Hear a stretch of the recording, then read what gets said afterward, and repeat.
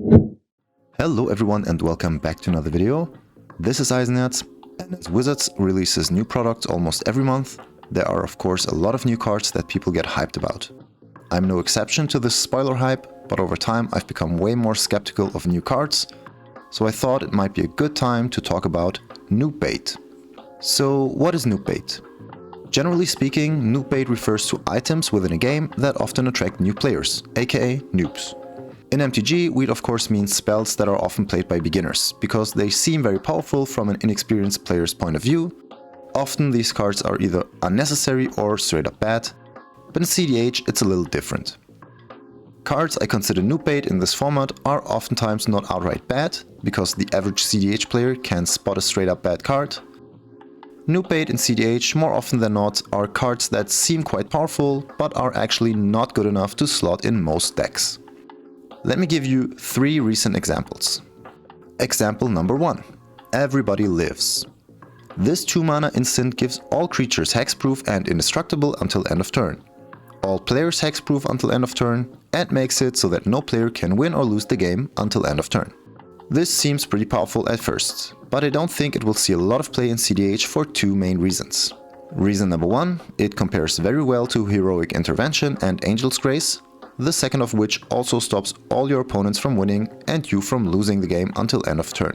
It also protects your life total from going below 1, and on top of that it only costs 1 mana and has Split Second, which is a broken ability. Despite all of that, almost no tournament list plays that card.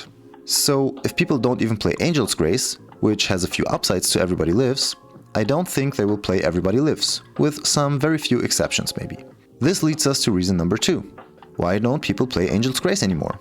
Well, it just doesn't do enough. For ad nauseam based decks, it's not necessary anymore because the average CMC in decks has been pushed to a point where Angel's Grace isn't necessary to draw enough cards to present a win. As a reactive spell, the card is also just too much of a silver bullet. You might end up stopping a win con like Oracle, but you're at the same time helping your opponents, wasting resources and not furthering your game plan, and against a typical breach line, Angel's Grace just doesn't help. So is Everybody Lives a bad card? Like I said, I don't think it's straight up bad, but I don't think it's good enough to be played in most cEDH decks. There will probably be some instances of it being useful in some decks, like maybe a mid-range Nagila, but more often than not, the slot could be used more efficiently, like with a straight up counterspell. Number 2. Permission Denied. This 2 CMC instant counters a non-creature spell and says your opponents can't cast non-creature spells this turn. Sounds dope, right? A mix between Dovin's Veto, Negate and Silence, or Ranger Captain of Eos. Why would I consider this being Noob Bait or a trap? Let me explain. Dovin's Veto sees almost no play in cEDH anymore because a 2 CMC counterspell that costs 2 different pips is very clunky. Also, the pseudo-silence effect has 2 major drawbacks. It only says non-creature spells, and it can't be cast proactively, like in your own upkeep to protect your win attempt, or your opponent's upkeep to prevent them from going for a win. You need a non-creature spell already on the stack to make this work, which is a huge downside when compared to Silence or Ranger Captain of Eos. So either you lead with a cheap spell like Lotus Petal to counter it with Permission Denied to silence your opponents, or you need to wait for your opponents to cast a non-creature spell to react to before you can try to silence them. So bottom line, this card costs 2 different pips, can't work with an empty stack and only stops non-creature spells. Is it bad? No. It's okay, but it fools you into thinking it's great by borrowing different characteristics and effects of cards that are known to be good, without actually being as good as those cards. And this leads us to our 3rd example. Example number 3, Tishana's Tidebinder. This 3-mana 3/2 Merfolk has flash and reads: when Tidebinder ETBs, counter up to 1 target activated or triggered ability. If an ability of an artifact, creature or planeswalker is countered this way, that permanent loses all abilities until Tidebinder leaves the battlefield. That sounds dope, right? You get a flashy creature that is a mix of Stifle, Pithing Needle and Merfolk Trickster. But is it really that great? Let's look a bit deeper. Merfolk Trickster sees exactly 0 play in cEDH. It just doesn't do enough. If we compare it to, for example, Dress Down, which sees a ton of play in cEDH, we can see that Trickster doesn't trade well to the board. You can only stop 1 creature, 1 time, whereas Dress Down stops all creatures for a whole turn, costs 1 less pip and replaces itself on ETB. Pithing Needle also sees insignificant play in cEDH, because it is too much of a silver bullet. Yeah, you can stop Thrasios, Kinnan or Najeela, but decks today are able to easily pivot into other win cons and value engines, or just straight up remove the hate piece. Also, Needle is a 1-for-1 trade on the board, which makes it way less efficient in a multiplayer game than a 1v1 game. Finally, Stifle also sees very little play in cEDH.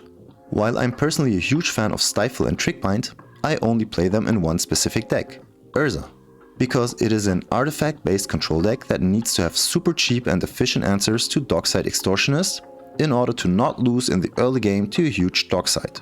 So for me, a huge reason to play Stifle is the fact that it only costs 1 mana, which we always have open after resolving Urza, and Trickbind has split second, which again is a broken ability.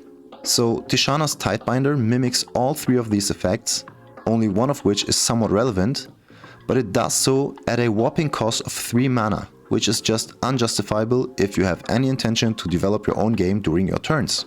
And with these 3 recent examples for cEDH Noob Bait analyzed, let me try to give a quick and concise rule of thumb to assess if a card is Noob Bait or actually worth testing.